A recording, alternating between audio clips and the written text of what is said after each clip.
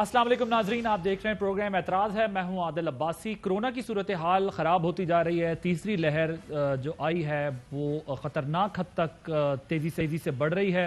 तालीमी इदारे भी जो है वो बंद करने पड़े। इसके अलावा आज NCOC का जो इजलास हुआ, असद उमर साहब जो उसकी सरबराही करते हैं, उन्होंने ये कहा कि लोगों ने इसको फॉलो नहीं किया और जिस तरीके से जो SOP सेट की गई थी उसका ख्याल नहीं रखा गया, जिसके नतीजे में हमें आगे जाकर और सख्त और मुश्किल जो है वो फैसले करना पड़ेंगे। एक तरफ हम देख रहे हैं कि एहतजाज भी हो रहा है, कारोबारी हजरात एहतजाज कर रहे हैं। कई लोगों का ये ख्याल है कि जो ये गवर्नमेंट फैसले कर रही है उनसे उनको कारोबार में नुकसान हो रहा है। होटल एसोसिएशन वाले भी एहतजाज कर रहे हैं कि भाई हमें क्यों बंद किया हुआ है। दूसरी तरफ दूसरा कारोबारी तबका भी कह रहा है कि जी हमें क्यों बंद किया हुआ है। लेकिन साथ साथ इस मसले के बढ़ने की वजह से जो है वो तशवीश ये बढ़ती जा रही है कि अब किया क्या जाए, क्या सारी चीज़ें बंद कर दी जाएं, पुरानी वाली स्ट्रेटजी हो। अगर पुरानी स्ट्रेटजी थी तो ये दोबारा क्यों इतना फैल गया, इन तमाम मामलात पर बात करेंगे। दूसरी तरफ गवर्नमेंट के गवर्नेंस से रिलेटेड मामलात, वज़ीर आज़म ने कल अपने पीर को नदीम बाबर साहब को जो है वो ओहदे से हटा दिया, ये कहते हुए कि जब तहकीकात मुकम्मल हो जाएंगी, पेट्रोलियम क्राइसिस जो गुज़िश्ता बरस आया था, तो फिर उसके बाद ये फैसला होगा कि उन्होंने रहना है मुशीर या नहीं रहना। और कुछ अहम मामलात आगे, एनर्जी की वजह से कराची के अंदर मुल्क के दीगर इलाकों में लोड शेडिंग का मसला होता है, उसको किस तरह हल किया जाएगा, ट्रांसफॉर्मेशन प्लान्स और बहुत सारी चीज़ें जिस पर बात करने के लिए हमने दावत दी है। वो वज़ीर मनसूबाबंदी असद उमर साहब हमारे साथ मौजूद हैं और असद उमर साहब से जो है वो इन तमाम मामलात पर बात करेंगे। Sir, thank you very much for joining us. मुझे ज़रा ये बताइएगा कि आज आपने ये कह दिया कि आगे और जो है वो सख्ती करनी पड़ जाएगी, सख्त फैसले करने पड़ जाएंगे। किस हद तक कोरोना की तीसरी लहर जो है वो मुख्तलिफ है और किस तरह निमट रहे हैं हम इससे? अभी आदिल, जो सब इस चीज़ को, इस दफ़ा की जो तीसरी लहर है वो मुख्तलिफ करती है पहली दो लहर से, वो वायरस की नौइयत है। इस दफ़ा तीसरी लहर के अंदर खुसूसन पंजाब, इस्लामाबाद, खैबर पख्तूनख्वा, आज़ाद कश्मीर के इलाके जो हैं उसमें बरतानिया की जो स्ट्रेन है, UK की स्ट्रेन जो है वो ज़्यादा फैल गई है, निस्फ से ज़्यादा केसेस उसके आ रहे हैं। अच्छा, ये जो स्ट्रेन है ये जिस वक्त UK में स्टार्ट हुई और यूरोप में फैली तो हमने देखा, और अब तो रिसर्च भी आ गई है कि ये ज़्यादा आसानी से फैलती है, वबा का फैलाव तेज़ी से होता है और बदकिस्मती से ये मोहलक भी ज़्यादा है। इसलिए हम बार बार कह रहे हैं कि हमें बेतहाशा एहतियात की ज़रूरत है और ख़तरा जो है वो तेज़ी से बढ़ता जा रहा है। आपने अगर देखा होगा आदाद शुमार को, तो सबसे ज़्यादा जो हमारी लिए जिस चीज़ के ऊपर हमारी सबसे ज़्यादा तवज्जो होती है वो होती है हमारे हस्पताल के निज़ाम के अंदर जो क्रिटिकल केयर के पेशेंट्स हैं या जो ज़्यादा सीरियस जिनको बीमारी हो गई है, ज़्यादा बीमारी बढ़ गई है, जिनको ऑक्सीजन की ज़रूरत है, जो वेंटिलेटर पे हैं, उनको उस पर हम नज़र रखते हैं। और सिर्फ पिछले 12 दिन के अंदर 1000 से ज़्यादा का इजाफा हुआ है। 1800 कुछ थे ये आज से 12 दिन पहले, और कल ये 2800 से ज़्यादा हो गए हैं। और जिस रफ्तार से हम जा रहे हैं, जो दूसरी लहर की सबसे ज़्यादा जो सतह हम पहुँचे थे उससे तो हम ऑलरेडी आगे जा चुके हैं। और अगर हम सिर्फ एक हफ़्ता भी इसी तरीके से आगे बढ़ते रहे जैसा कि पिछले एक हफ़्ते में बढ़े हैं, तो ये ऐसा लगता है कि पहली लहर की जो पीक थी उससे भी हम आगे चले जाएंगे। इसलिए आज की जो गुफ्तगू की और मैंने ये पैगाम देने की कोशिश की कि शायद हम इसकी संजीदगी को अभी तक समझ नहीं रहे। ठीक, ये आपने कहा कि जो पिछली लहर थी, फर्स्ट वेव में जो हमने पीक देखी थी, हम उससे ज्यादा आगे बढ़ जाएंगे। तो वही वो टाइम था जिस वक्त हमने मतलब वो चीजें देखी, स्मार्ट लॉकडाउन किए गए, लॉकडाउन किए गए और बहुत सारे ऐसे फैसले किए गए जिसके बाद उसे कंट्रोल किया। फिर सेकंड वेव आई, अब थर्ड वेव में क्या हम सब, मैं बतौर कौम बात कर रहा हूं, हमने इसको फॉर ग्रांटेड ले लिया था कि ये तो अब आती रहेगी जाती रहेगी, ऐसी कोई बात नहीं है। और पंजाब में कह रहे हैं, इस्लामाबाद में कह रहे हैं, KPK में कह रहे हैं ये सबसे ज्यादा इस वक्त फैल रहा है। तो क्या हमने बिल्कुल इसको फॉर ग्रांटेड ले लिया? मैं सबकी बात कर रहा हूं असद उमर साहब, क्योंकि मैं फिर आपको हवाले भी दे सकता हूं कि हम सब ने इसको कैसे फॉर ग्रांटेड लिया और मार्केट से लेके ऐवानों तक हमें लोग कितने रिलैक्स नजर आए। ये बिल्कुल दुरुस्त बात है कि इज्तिमाई तौर के ऊपर आहिस्ता आहिस्ता एक मेरे ख्याल में शायद आम इंसानी जहन की वो भी होती है कि एक ही चीज़ से, एक ही ख़तरे से डरते डरते फिर आपका एक हद तक खौफ ख़त्म हो जाता है, थक भी जाते हैं लोग। कोई आसान काम नहीं है सारा दिन मास्क लगा के फिरते रहना और बाकी बंदिशें जो हैं उनको और एहतियात करना। تو ایک وہ قدرتی عمل بھی تھا، اور یہ ہم نے صرف پاکستان میں نہیں، ہم نے باقی بھی دنیا کے اندر دیکھا یہ ہوتے ہوئے، ہم نے یورپین ممالک کے اندر، امریکہ کے اندر ہوتے ہوئے دیکھا، احتجاج ہوتے ہوئے دیکھے وہاں پر لوگوں کے، تو وہ تھا۔ دوسرا، شاید اگر یہ یو کے اسٹرین نہ آتا، شاید کا لفظ میں استعمال کر رہا ہوں کیونکہ وہ جس کو سائنس کی زبان میں کاؤنٹر فیکچول کہتے ہیں، وہ کاؤنٹر فیکچول ہمارے پاس نہیں ہے، لیکن شاید ہمیں اتنے برے حالات دیکھنے کو بھی نہ ملتے۔ یہ جو اتنی تیزی سے وبا پھیل رہی ہے اور جو صورتحال اب پیدا ہو گئی ہے، اگر یہ اوریجنل ہی وائرس ہوتا تو شاید اتنے زیادہ ہمیں مشکلات دیکھنی بھی نہ پڑتی۔ ٹھیک سر، یہ بتائیں وزیر اعظم صاحب کی طبیعت کیسی ہے؟ آپ کی بات ہوئی ہے، ملاقات ہوئی ہے؟ میری جی، ہمارا طریقہ کمیونیکیشن جو ہے وہ عام طور پہ واٹس ایپ میسیجز وہ یوز کر، ان کو بھی بہت شوق ہے، میں بھی واٹس ایپ کے اوپر ایکسچینج، جی آج بھی میری ان کے ساتھ ہوئی تھی الحمدللہ۔ تو بلایا نہیں انہوں نے آپ کو؟ جو مرض ہے، نہیں، مجھے ابھی نہیں بلایا ہے آج۔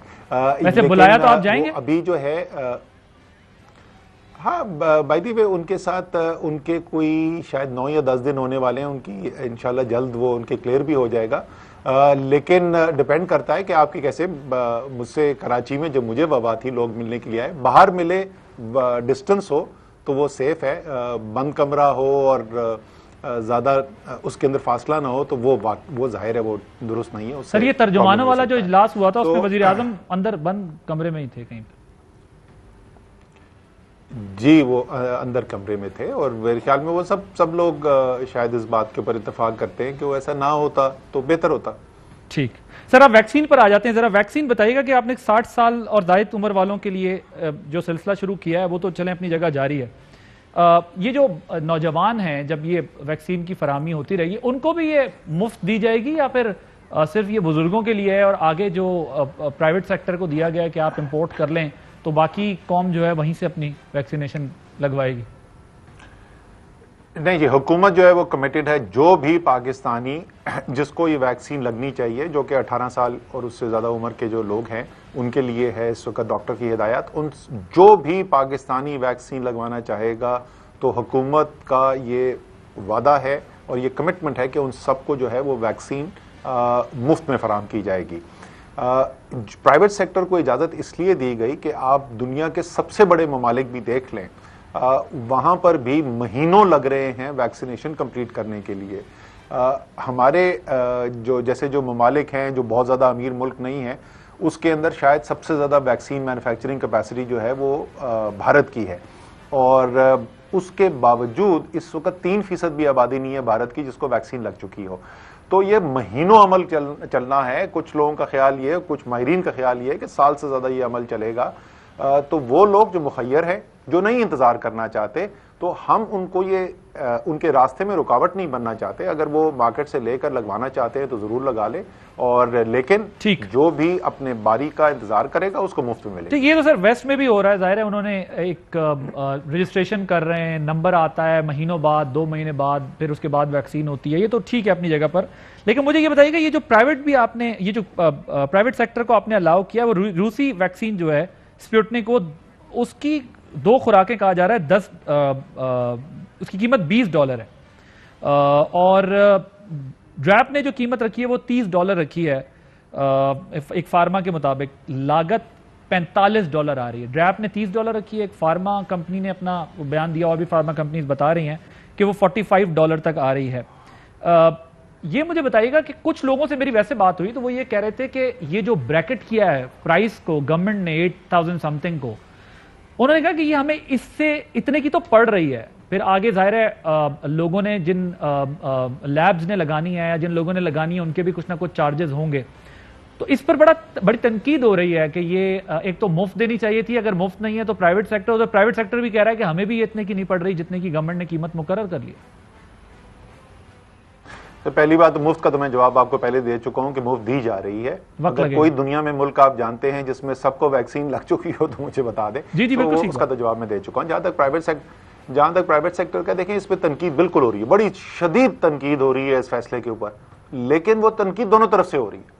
ایک بہت بڑی تنقید یہ سننے کو مل رہی ہے کہ مجھے ٹیکہ لگوانا ہے، میں $50 دینے کو تیار ہوں، آپ کو کیا مسئلہ ہے، لگانے دیں مجھے $50 کی، آپ کیوں روک رہے ہیں مجھے $50 کی لگانے سے؟ دوسرا کہتا ہے کہ نہیں، یہ تو $20 کی ہونی چاہیے، یہ $30 کی کیوں الاؤ کی جا رہی ہے؟ دیکھیں کیونکہ یہ ایک ایسی چیز ہے جس کی ابھی پرائیویٹ سیکٹر کی مارکیٹ اویلیبل نہیں ہے. جو $20 کی آپ بات کر رہے ہیں وہ بالکل صحیح ہے, گورنمنٹس خرید ہیں, بہت بڑی تعداد میں, لاکھوں کروڑوں کی تعداد میں وہ خریدی جاتی ہے. ہم بھی جب خریدنے جاتے ہیں مارکیٹ پہ, حکومت پاکستان نے جو خریدی ہیں وہ ہمیں بہتر قیمت ملتی ہے. یہ جو پرائیویٹ سیکٹر نے امپورٹ کیا وہ شاید 50,000 60,000 خریدا تھا. ظاہر ہے 50,000 کے خریدنے والے میں اور جو 30 لاکھ 40 لاکھ کا آرڈر پلیس کر رہا ہے اس میں فرق ہوتا ہے. تو حکومت کو جس قیمت پہ ملے گی اس سے پرائیویٹ سیکٹر کو پرابلی ذرا زیادہ ہی ملے گی. مارکیٹ کیونکہ ڈیولپ نہیں ہے اس وقت, اویلیبل نہیں ہے کوئی ریفرنس پرائس, تو ڈریپ کے لیے بھی مشکلات ہیں کہ کس طریقے سے قیمت کا متعین کیا جائے. اگر آپ ذاتی اوپینین پوچھیں گے تو میں تو کہوں گا کہ آپ اجازت دے دیں. اگر اس سے سستی کوئی لا کر بیچ سکتا ہے تو خود بخود مارکیٹ کے کمپٹیشن سے وہ مارکیٹ کے اندر آ جائے گی اور وہ سستی والی بکنی شروع ہو جائے گی. بالکل صحیح بات ہے. لیکن اسد صاحب اس میں یہ اگر ڈریپ نے یہ ڈیٹرمن نہیں کیا, آپ نے بالکل ٹھیک بات کی ہے کہ پرائیویٹ سیکٹر یہ بھی ہو رہا ہے واقعی. مجھے ایسے بھی کئی لوگ ملے جنہوں نے کہا بھائی ہم افورڈ کر سکتے ہیں, ہم لگوائیں گے. لیکن اگین وہی بات ہے کہ اگر ڈریپ نے ایک جو فکس کیا ہے اماؤنٹ کہ آپ اس سے زیادہ سیل نہیں کر سکتے, اور اگر پرائیویٹ سیکٹر کو یہ لگتا ہے کہ ہمیں اتنے کی پڑ رہی ہے, سروس پرووائڈر جو ہوگا یا جس نے بھی یہ لیبز میں یا دوسری چیز جس نے لگانی ہے اس نے بھی تھوڑے بہت چارجز لینے, اگر وہ زیادہ ہوئے تو وہ تو پھر الٹیمیٹلی یہی بات نکلے گی کہ مہنگی بیچی جا رہی ہے, بلیک میں بیچی جا رہی ہے اور حکومت کا کنٹرول نہیں ہے. تو آپ لوگ اس کا فیصلہ کیوں نہیں کر لیتے تاکہ اس پر جو ہے وہ نہ آپ پہ تنقید اور نہ منگوانے والے پہ اور نہ لگانے والے کو اعتراض ہو؟ میں تو یہی کہہ رہا تھا کہ ہم فیصلہ کر دیں, جو ڈریپ نے ریکمنڈیشن کی ہے اس پہ فیصلہ کر دیں. اگر وہ واقعی میں وہ جو قیمت پڑ رہی ہے اس سے کم ہے تو وہ بکے گی نہیں. آپ ایک ہفتہ 8 دن 10 دن 15 دن کے بعد واضح ہو جائے گا کہ بھائی یہ قیمت واقعی میں اس سے زیادہ کی پڑ رہی ہے اور یہ نہیں بک سکتی, اور ڈریپ کو اپنا ریوزٹ کرنا پڑ جائے گا. اور اگر جو ڈریپ نے ڈیٹرمن کی ہے وہ صحیح ہے, ایک کمپنی نہیں بیچے گی تو کوئی اور بنا کے بیچ دے گی, کیوں پیسہ بن رہا ہے نا, وہ تو اپنے منافع کے لیے کر رہے ہیں. اگر واقعی میں $30 کی بیچنے سے آپ منافع بنا سکتے ہیں تو کوئی اور آ جائے گا, اور اگر بہت زیادہ پیسہ بنا سکتے ہیں تو بہت سارے لوگ آ جائیں گے بیچنے کے لیے. آپ ہیلدی کمپٹیشن کی بات کر رہے ہیں. سندھ ہائی کورٹ کا اب ہوا یہ ہے کہ اس وقت بیچ میں وہ سندھ ہائی کورٹ کا اسٹے آرڈر آ گیا. اب جب فیصلہ یہ جو سارے آپشنز ہمارے پاس اویلیبل تھے اس میں سے سب سے خراب آپشن یہ ہے کہ کوئی فیصلہ ہی نہ ہو. فیصلہ کر دینا اور اس کے بعد جو اس کا ری ایکشن آئے گا, جو ریزلٹ آئے گا, اس کی بنیاد پہ اگر اس کو موڈیفائی کرنے کی ضرورت ہے وہ کر دینا میرے خیال میں بہتر ہوتا. آپ دیکھیں کورٹ ظاہر ہے, کورٹ کے پاس اپنے اختیارات ہیں, دیکھیں کیا فیصلہ کرتے ہیں. ٹھیک سر, میڈیا ورکرز کے لیے کیا کر رہے ہیں؟ پیمرا کی جانب سے وزارت صحت کو ایک خط بھی لکھا گیا ہے کہ ان کو پرائیورٹی پہ ڈیل کیا جائے, کیونکہ آپ جانتے بھی ہیں کئی صحافی بھی اس افسوسناک وبا کے نتیجے میں جاں بحق ہو گئے, اور ظاہر ہے وہ باہر بھی ہوتے ہیں, ایکسپوز بھی ہوتے ہیں. تو اس کے لیے آپ لوگوں نے کیا اسٹریٹجی بنائی ہے؟ ان کو پرائیورٹائز کر رہے ہیں, انہیں کوئی ہے؟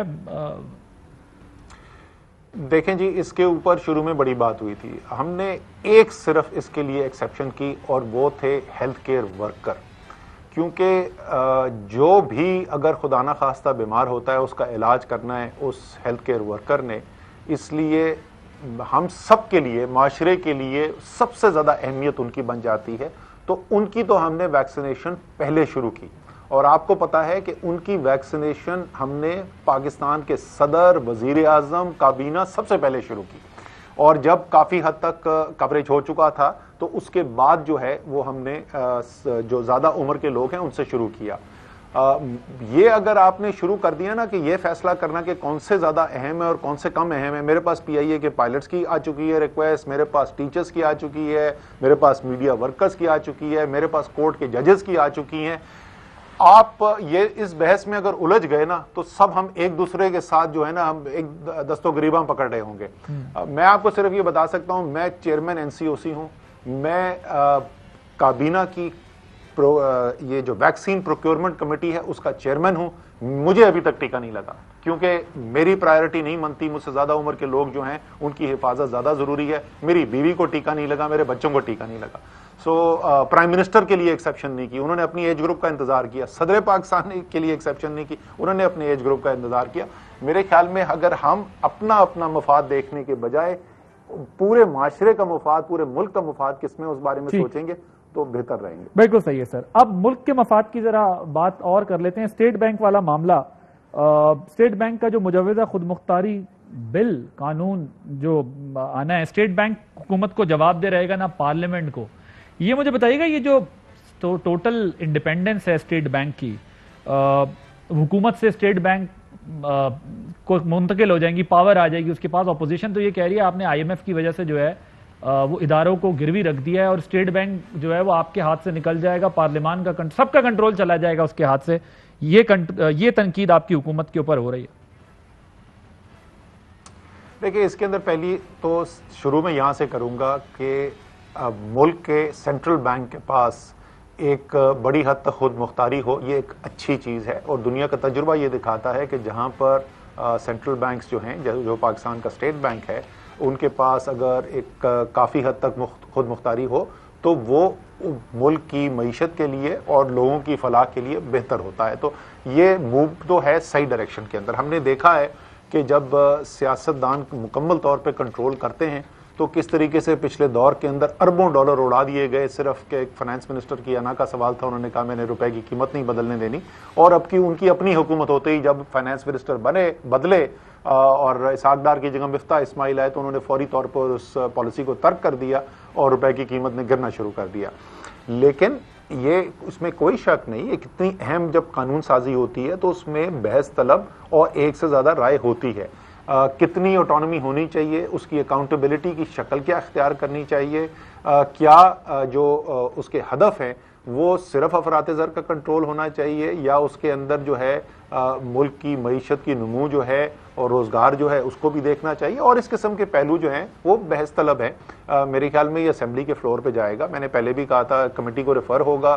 फैज़ुल्लाह कमोका उसकी फाइनेंस की कमेटी के चेयर हैं और मैंने पहले भी कहा था, दोबारा मैं ये कहूँगा, उनको उस कमेटी के अंदर, वहाँ पे ज़ाहिर है सारी सियासी पार्टी के लीडर्स तो होते ही हैं, रिप्रेजेंटेटिव्स वहाँ पे बैठे होते हैं, उसके अंदर फॉर्मर फाइनेंस मिनिस्टर्स हैं और अहम ओहदों पे जो लोग रह चुके हैं वो उस फाइनेंस की कमेटी के लीडर हैं। मैं सिर्फ मुकम्मल कर लूँ, उनके अलावा मेरे ख्याल में जो मईशत के एक्सपर्ट्स हैं पाकिस्तान में, खासतौर पे मॉनेटरी पॉलिसी पे जिन्होंने ज़्यादा काम किया, उनको भी उस फाइनेंस कमेटी में बुलाना चाहिए और सब बहस होनी चाहिए। और देखें, ऐसा कानून बनना चाहिए जिसका बशमूल तमाम माहिरीन के जो समझें कि हाँ वाकई में ये सही बैलेंस है। ठीक, वैसे प्रपोज क्या किया आप लोगों ने? देखिए, प्रपोज तो वो पूरी आपने पढ़ लिया है, उसके अंदर जो मैकेनिज्म दिया हुआ है और जो चीज़ें दी हुई हैं उसको मैं उस पर कमेंट करने से एतराज़ करता हूँ, क्योंकि बेहतर ये है कि गवर्नर सेंट्रल बैंक या फाइनेंस मिनिस्टर जो है वो जो पॉइंट ऑफ व्यू है उसको ठीक तरीके से एक्सप्लेन करे। वो जब हर शख्स बोलना शुरू हो जाता है ना तो उससे कन्फ्यूजन ही पैदा होता है। वैसे उस पर आपकी राय क्या है, जो कुछ भी प्रपोज किया गया? एक तो आपने कह दिया ना बहस होनी चाहिए, बहस होनी चाहिए। मैंने आपको बता दिया कि मेरे ख्याल में कौन से एरियाज हैं जहां पर बहस की जरूरत है और बहस बनती है, ठीक है ना, वहां एक से ज्यादा राय हो सकती हैं। लेकिन मेरे ख्याल में वफाकी वजीरों को टीवी पे आके अपनी अपनी इनफरादी राय जो है ना वो दागने से गुरेज करना चाहिए। अच्छा चलें, एक तरफ तो जाहिर है ये बात आपने की है कि अपनी अपनी राय दागने से गुरेज करना चाहिए, लेकिन होता यह है कि बाकी तमाम मामलात के ऊपर करते हैं, जहां पर वज़रा फंसते हैं वहां पे कहते हैं ये देखें हमारी डोमेन नहीं, ऐसा नहीं है, ऐसा नहीं है, देखें ऐसा नहीं है। आप मेरे पुराने जितने मर्जी बयान उठा के देख लेना, तो मैं कभी भी जो मैंने मीटिंग के अंदर पोजीशन ली हुई होती है वो कभी भी मैं टीवी पर आकर नहीं बोलता कि नहीं मैंने तो उस मीटिंग में ये कहा था, ये ठीक नहीं है। कलेक्टिव डिसीजन मेकिंग होती है, इसका मतलब जो वहां पे कानून रखा हुआ है असद उमर उसमें बराबर के शरीक है। बिल्कुल ठीक। सर बताएं महंगाई का क्या करेंगे? 15.3% पर पहुंच गई है।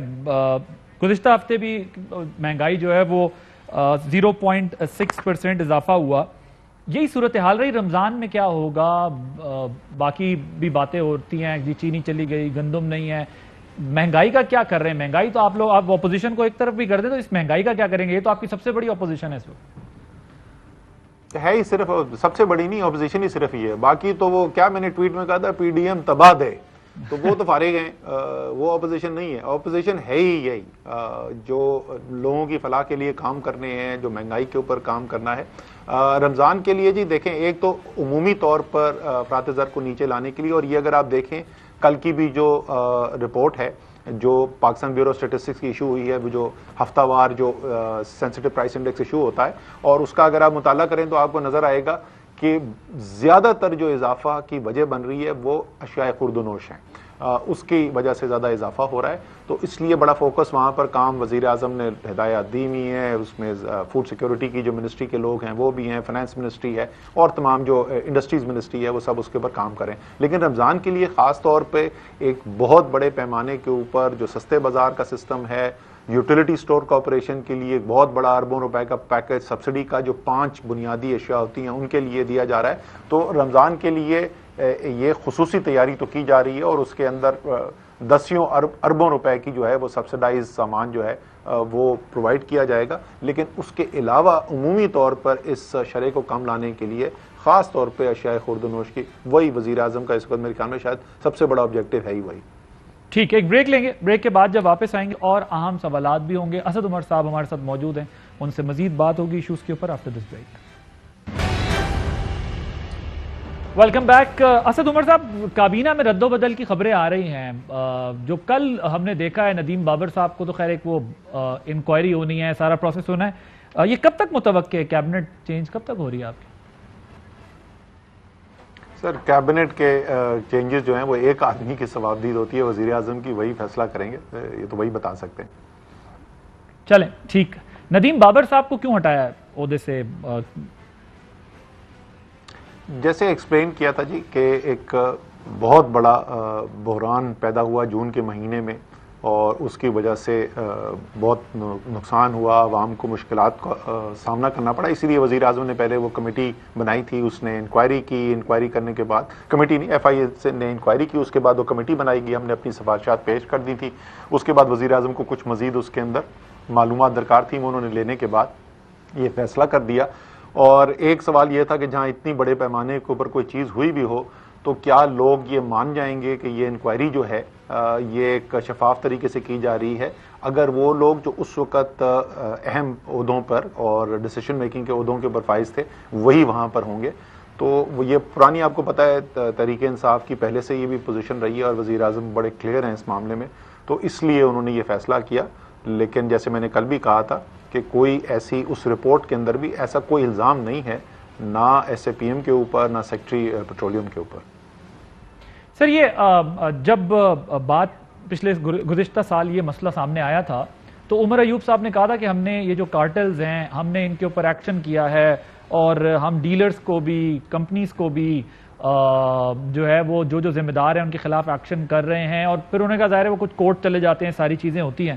تو یہ چیز اب جب منسٹریل کمیٹی اس نتیجے پہ پہنچی ہے کہ یہ معاملہ واقعی خراب ہوا تھا, آپ ڈیسیجن میکنگ کا ایشو تھا نا, صحیح ٹائم پر صحیح فیصلے نہیں کیے گئے جس کی وجہ سے یہ نتیجہ نکلا, تو کیا یہ تانے بانے اوپر تک جو سیکرٹری صاحب بھی ہٹائے گئے ہیں اور ایڈوائزر صاحب بھی گئے ان تک ذمہ داری پاس آن ہو رہی تھی جس وجہ سے یہ فیصلہ کیا گیا؟ نہیں, ایسا نہیں ہے بھائی دی کہ یہ فیصلے بر وقت نہیں کیے. اگر آپ وہ دیکھیں نا, یہی تو اصل بات ہے. اسی لیے تو ہمارے خیال میں کرمنل انویسٹیگیشن کی ضرورت ہے. جو میں بول رہا تھا کہ جو کام ہوا ہے اس کے اوپر لوگوں کے اوپر صرف ایک انتظامی کارروائی نہیں ہونی چاہیے, لوگوں کو ہتھکڑیاں لگنی چاہیے, ان کو جیل جانا چاہیے. بلیک مارکیٹنگ ہوئی ہے, ہورڈنگ کی گئی ہے. آپ پروڈکٹ سپلائی کے نمبر دیکھ لیں, جون 2020 میں جتنی سپلائی موجود تھی وہ نارمل جتنی ضرورت ہوتی ہے اس سے کہیں زیادہ موجود تھی. کوئی وجہ نہیں تھی شارٹیج ہونے کی, تو بالکل آرٹیفیشل شارٹیج کریٹ کرائی گئی ہے. سو اسی لیے تو ہم نے یہ فیصلہ کیا ہے کہ کیونکہ وہ جیسے عمر ایوب صحیح کہتے ہیں کورٹوں میں جا کے پھنس جاتی ہے, باقاعدہ فورنسک انویسٹیگیشن ہو, بالکل قانون کے کورٹ کے اندر آپ نے ثبوت پیش کر کے کنوکشن کرانی ہے, وہ والا ہمیں ثبوت چاہیے. ایک انکوائری سے تو نظر آ رہا ہے عمومی طور پہ کہ کیا خرابی ہوئی, لیکن صرف سیاسی بیان دے کے آگے تو نہیں بڑھ جانا. ہم چاہتے ہیں کہ اس کا نتیجہ آخر میں یہ ہو کہ جو لوگ اس کے ذمہ دار ہیں ان کے اوپر باقاعدہ طور پہ قانونی کارروائی ہو کے وہ جیل پہنچیں, صرف ان سے جرمانے نہیں کرنے.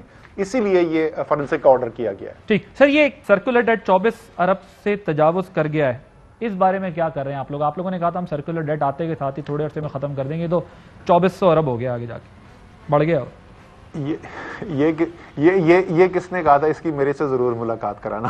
سر آپ تو کہتے تھے یہ سرکولر ڈیٹ ہم ختم کر دیں گے اور یہ سب ہم جب آئیں گے تو یہ سب کچھ کریں گے, یہ تمہیں مجھے بیانات نکالنے پڑیں گے. اب عمر ایوب صاحب نے فلور آف دا ہاؤس کہا تھا کہ اگلے سال ہم جو ہے وہ ختم کر دیں گے. ایک سیکنڈ, اگر آپ کہیں گے تو میں آپ بیان نکال لوں گا. اس لیے میں آپ ایک کام کریں نا, میں آن ایئر آپ سے کہہ رہا ہوں, پلیز میرا الیکشن سے پہلے یا الیکشن کے بعد کا کوئی بیان بتا دیں جس میں نے یہ. سر میں آپ کی بات نہیں, میں آپ کی حکومت کی بات کر رہا ہوں نا سر, ابھی تو آپ حکومت کو ریپرزینٹ کر رہے ہیں. آپ کا بیان ہوتا تو میں آپ کو کہتا آپ نے کہا. میں عمر ایوب کا پہلے بھی ٹی وی پہ بول چکا ہوں, تو پھر بول دیتا ہوں. راجہ پرویز اشرف جو ہے وہ کھڑے ہو کے بیان دیتے تھے کہ اگلے سال دسمبر میں لوڈ شیڈنگ ختم ہو جائے گی. تو میں اس وقت سیاست میں تھا نہیں, مجھے کہیں وہ ڈنر میں مل گئے. میں نے کہا یہ آپ کو کس نے بولا اگلے سال دسمبر میں ختم ہو جائے گی؟ اس نے کہا یہ میری جو ٹیم ہے بیوروکریٹس ہے وہ مجھے بتاتے ہیں. میں نے کہا ٹی وی پہ تو آپ ہوتے ہیں, وہ نہیں ہوتے. تو وہ لگتا ہے کہ بریفنگ کی کوالٹی ویسی ہی چل رہی تھی. دیکھیں یہ گردشی قرضہ بڑھ کیوں رہا تھا اس کے بعد میں آپ کو بتا دیتا ہوں. بڑا آسان ہے, کوئی بہت کمپلیکیشن میں ٹیکنیکل وہ نہیں ہے. حکومت نے جو پچھلی مسلم لیگ نون کی حکومت تھی, انہوں نے نئے معاہدے کیے اور انہوں نے وہ بڑے فیتے کاٹے اور بڑی تصویریں لگی اور زبردست انہوں نے کہا جی کام ہو گیا. اور وہ اس طریقے کے معاہدے کیے کہ جو سالانہ فکس پیمنٹ, یعنی آپ بجلی استعمال کریں یا نہ کریں, جو پیسہ دینا ہوتا ہے وہ 300 ارب روپے سے بھی کم ہوتا تھا ان کی حکومت کے پہلے 1-2 سال کے اندر. وہ 2023 میں بغیر تحریک انصاف کی حکومت کا ایک بھی معاہدہ کیے ہوئے سارے وہی پروجیکٹس جو مسلم لیگ نون کے کیے ہوئے ہیں وہ 1500 ارب روپے سے تجاوز کر جائے گا. یعنی سالانہ گردشی قرضے کے اندر 1200 ارب روپے کا ادھر اضافہ ہو رہا ہے, وہ پہاڑ چڑھ رہا ہے. اب اس سال کیا ہو رہا ہے؟ اس سال انشاءاللہ تعالی جو سالانہ گردشی قرضے میں اضافہ ہے وہ پچھلے مسلم لیگ نون کا جو آخری سال تھا جس کے اندر تقریباً 450 ارب روپے کا اضافہ ہوا تھا, یا اسی لیول پہ ہوگا یا اس سے کم ہوگا. یہ جو آپ نمبر بولتے ہیں نا کہ 2400 پہنچ گیا, وہ تو ظاہر ہے قرضہ جو ہے اس سال پچھلے سال سے زیادہ ہوتا ہے, لیکن جو موازنہ آپ کارکردگی کا کریں گے تو آپ یہ کہیں گے کہ 2017-18 جو آخری سال تھا مسلم لیگ نون کا, اس میں ایک سال میں 450 ارب کا اضافہ ہوا تھا. تو اسد عمر صاحب اب آپ بتائیں کہ آپ کے 2020-21 میں آپ کا تیسرا سال ہے, اس میں اس سے زیادہ بڑھ گیا یا کم ہو گیا؟ اور میں آپ کو کہہ رہا ہوں کہ یہ تقریباً اس کے باوجود کہ 300 ارب روپے سے زیادہ کا اضافہ اس وقت سے ہو چکا ہے فکس پیمنٹ کے اندر, لیکن گردشی قرضوں میں اضافہ یا تقریباً اتنا ہی ہوگا جتنا مسلم لیگ نون کے آخری سال میں تھا, یا اس سے کم ہوگا. اور اس کے لیے اقدامات جو کیے گئے ہیں اس پہ ہم تفصیل سے پہلے بات کر چکے ہیں. سر یہ ویسے اس پاور منسٹری میں یہ جو پہلے واٹر اینڈ پاور ہوتی تھی, اس میں کون ایسے لوگ ہیں جو سابق وزیر اعظم کو بھی کہتے تھے کہ یہ بجلی کا مسئلہ جو ہے وہ مہینوں میں حل ہو جائے گا, اور اب عمر ایوب صاحب کو بھی گائیڈ کر رہے ہیں کہ یہ سرکولر ڈیٹ ختم ہو جائے گا؟ یہ ٹیم وہی والی تو نہیں ہے کہیں جنہوں نے پچھلے وزیر اعظم کو لگا دیا تھا کہ آپ یہ مسئلہ حل کر دیں, یہ ہو جائے گا 6 مہینے میں بجلی کا مسئلہ حل کر دیں؟ اچھا, یہ جو ٹیم میں ہے, اگر آپ ان سے بیٹ رپورٹرز وغیرہ سے پوچھیں جو کور کرتے ہیں پاور منسٹری کو, تو بڑے پیمانے پہ تبدیلیاں کی گئی ہیں پچھلے 6-8 مہینے کے اندر, بہت تبدیلی آئی. ایک اور چیز جو ڈسکس کر لیں ہم, کیونکہ کراچی کو بھی آپ سمجھتے ہیں, کراچی جو بجلی کا بحران ہے وہاں بہت بڑا کھڑا ہو جاتا ہے. پہلی ایک تو یہ چیز ہم نے دیکھی ہے کہ اس میں آپ کی حکومت اس لحاظ سے قابل ستائش ہے کہ جو آپ نے بھی جو ہے کراچی کے ایشو کے اوپر آواز اٹھائی, بات کی اور جو کوششیں کی, اس میں ہم نے دیکھا ہے کہ کینپ سے 500 میگا واٹ اور ایک اور BQPS جو پلانٹ ہے اس سے آپ لوگ 450 میگا واٹ دے رہے ہیں اس دفعہ کے الیکٹرک کو, تاکہ NTDC کو, تاکہ یہ جو کراچی کے اندر الیکٹریسٹی کا مسئلہ ہے, لوڈ شیڈنگ کا مسئلہ ہے, وہ حل ہو. اور جو RLNG بیس پاور پلانٹس ہیں ان کو آپ نے فاسٹ ٹریک پہ کر دیا ہے, یہ تو قابل ستائش بات ہے. لیکن اس میں جو ایک ہمیں ایشو دکھ رہا ہے وہ یہ دکھ رہا ہے کہ جو کے الیکٹرک کے ایشوز ہیں پیبل اور ریسیویبلز کے, وہ ابھی تک حل ہوتے نہیں نظر آ رہے. اس کا کیا اسٹیٹس ہے؟ پہلے تو میں ذرا کوئکلی یہ بتا دوں کہ جو ہم نے پچھلے سال کہا تھا وہ اس کا کل بھی CCOE کے اندر اس کا ریویو کیا گیا, اور 450 میگا واٹ تو پورٹ کے الیکٹرک کا جو اپنا پاور پلانٹ ہے وہ انشاءاللہ تعالی مئی کے شروع تک آن لائن آ جائے گا. اور اسی طریقے سے 450 سے 600 میگا واٹ جو ہے وہ بجلی جو ہے وہ NTDC کے سسٹم سے زیادہ کیپیسٹی, جو ہم نے ان کا ٹرانسمیشن سسٹم اپ گریڈ کیا ہے جس سے کنیکٹ ہوتا ہے NTDC کا سسٹم کے الیکٹرک کے ساتھ, تو انشاءاللہ تعالی اس سال گرمیوں میں 900 سے 1000 میگا واٹ زیادہ بجلی سپلائی ہوگی. پچھلے سال جو ہے وہ گرمیوں کے اندر 2700-2800 میگا واٹ ہوتی تھی, تو آپ سمجھ لیں وہ 3700 سے 3800 میگا واٹ جو ہے وہ سپلائی ہوگی. کے الیکٹرک کا واقعی میں یہ مسئلہ جو ہے وہ اتنا پیچیدہ مسئلہ ہے, کیونکہ وہ شروع جو ہے نا وہ آج نہیں ہوا, اس حکومت کے آنے کے بعد سے نہیں, وہ 2005 سے چل رہا ہے. 3 حکومتیں آ کے چلی گئیں اور وہ یہ مسئلہ حل نہیں کر سکی.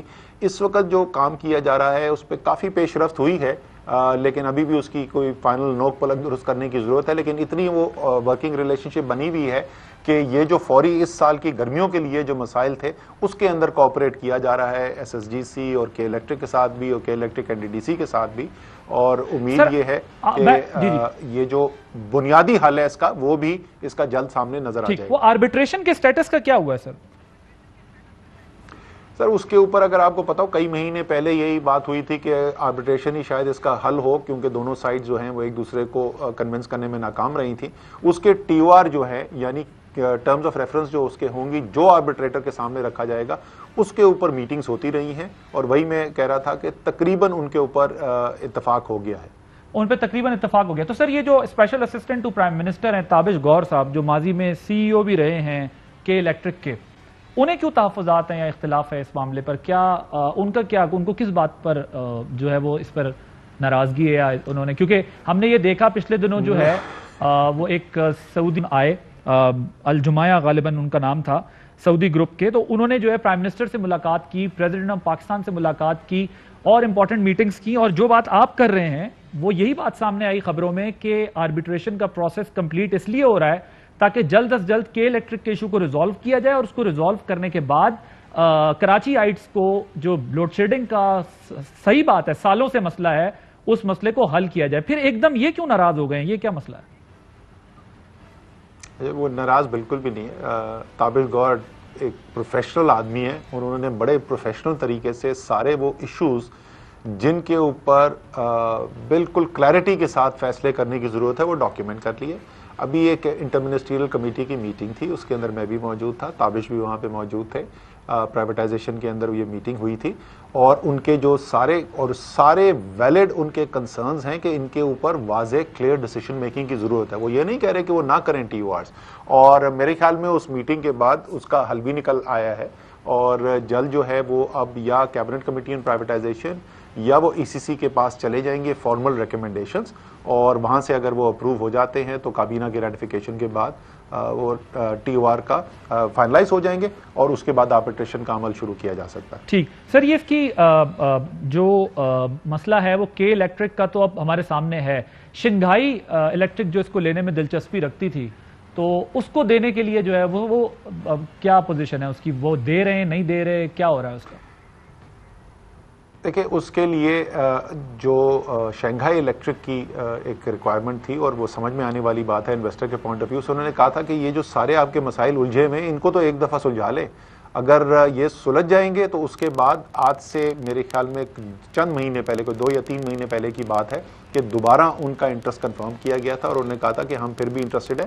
وہ ٹرانزیکشن ظاہر ہے پاکستان کی حکومت کے ساتھ نہیں ہے, وہ تو کے الیکٹرک کے جو اونرز ہیں اور اب تو وہ لکویڈیشن کے اندر ہے فرمز, ان کے لکویڈیٹرز ہیں, ان کے اور شنگھائی الیکٹرک کے درمیان ہوگی, اس میں حکومت کا کوئی لینا دینا نہیں ہے. لیکن یہ ہم نے ضرور چیک کیا تھا کہ کیا وہ ابھی بھی انٹرسٹڈ ہیں, تو ابھی 2 سے 3 ماہ پہلے تک انہوں نے یہی کہا تھا کہ وہ اس میں ابھی بھی انٹرسٹڈ ہیں. لیکن یہ جو آربیٹریشن والا کا عمل ہے یہ اگر ایک دفعہ سیٹل ہو جائے تو پھر اس کے بعد وہ یہ ٹرانزیکشن کریں گے. And you don't see that process in danger?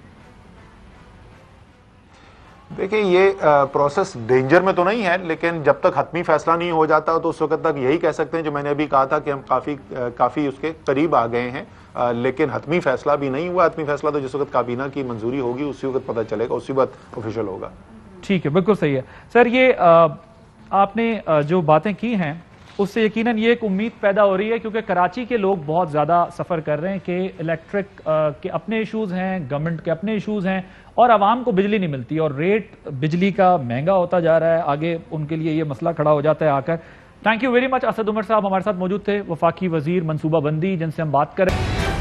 معاملہ یہ ہے کہ جو ابھی اسد عمر صاحب نے بھی بات کی کہ کراچی کے لوگوں کے لیے جو لوڈ شیڈنگ کا مسئلہ ہوتا ہے اس کو حل کیا جائے گا, اور اس کے لیے جو ہے وہ جو کوششیں کی جا رہی ہیں اس کو پریکٹیکلی جو ہے وہ عملی جامہ پہنانا ہوگا, ریزالو کرنا ہوگا ان ایشوز کو. دیکھنا یہ ہوگا کہ الٹیمیٹلی جو ہے وہ کراچی آئٹ سفر کرتے ہیں لوڈ شیڈنگ کی وجہ سے. یہ جو پاور سیکٹر کے اندر یا پاور جنریشن کمپنیز ہیں ان کے جو ایشوز ہیں ان کو مل کے گورنمنٹ کو ریزالو کرنے چاہیے تاکہ عام عوام جو ہے وہ اس سے سفر نہ کرے. یہاں پر ایک چیز قابل غور ہے کہ یہ اطلاعات آ رہی ہیں جو ہم آپ کے سامنے رکھنا چاہتے ہیں کہ ایک ویسٹڈ انٹرسٹ کی وجہ سے کوشش کی جا رہی ہے کہ یہ مسئلہ جو آربیٹریشن ہونے جا رہی ہے تاکہ یہ مسئلہ حل ہو، اس کے بیچ میں رکاوٹ ڈالنے کے لیے اور اپنے کچھ مفادات کے لیے جو ہے وہ کچھ قوتیں سرگرم ہیں۔ دیکھنا یہ ہوگا کہ حکومت اس معاملے کو کتنا خوش اسلوبی سے حل کر سکے گی، کیونکہ جس طرح ندیم بابر صاحب کو پیٹرولیم ڈویژن سے ہٹانا پڑا اس وجہ سے کیونکہ تحقیقات ہو رہی ہیں اور تحقیقات پر وہ اثر انداز نہ ہو، تو یہ دیکھنا ہوگا کہیں اپنے کسی اور مشیر کے اوپر بھی وزیر اعظم کو آنے والے دنوں میں جو ہے اس طرح ان کو ہٹانا نہ پڑے اور ہٹانے کے بعد تحقیقات نہ شروع کرنی پڑے۔ تو یہ دیکھنے کی ضرورت ہے کہ کہیں کوئی اس سارے پروسیس کے اندر جس سے عوامی مفاد اور ملکی مفاد، کیونکہ اس میں ایک طرف مڈل ایسٹ کی جو ہمارے ساتھ تعلقات ہیں وہ بھی میٹر کرتے ہیں، ان کی انویسٹمنٹ، اور پھر چائنیز جو ہیں وہ بھی میٹر کرتے ہیں، ان کی انویسٹمنٹ بھی تیار ہے اس سارے مسئلے سے نکالنے کے لیے۔ کیا کوئی اور ایسی تیسری قوت ہے جو اس تمام پروسیس کو روکنا چاہتی ہے اور لوگوں کو استعمال کر رہی ہے؟ تو حکومت کو اس پر خاص نظر رکھنی ہوگی تاکہ یہ دیکھا جا سکے کہ ہمارے تعلقات بین الاقوامی طور پر بھی خراب نہ ہو، کیونکہ ماضی میں بھی ہم ایسی جو پاکستان کے معاہدے ہوئے تھے ان کے کورٹ کے ذریعے بھی کچھ فیصلے ایسے ہو گئے یا پھر ایسے ہم نے فیصلے کیے جس کی ہمیں ایک بھاری قیمت ادا کرنی پڑی، تاکہ پاکستان کے عوام کو اور حکومت کو دونوں کو کوئی قیمت بھاری نہ ادا کرنی پڑے اور تعلقات بھی متاثر نہ ہو، اس پر نظر رکھنی ہوگی حکومت کو خاص طور پر۔ عادل عباسی کو اجازت دیجیے، اللہ حافظ۔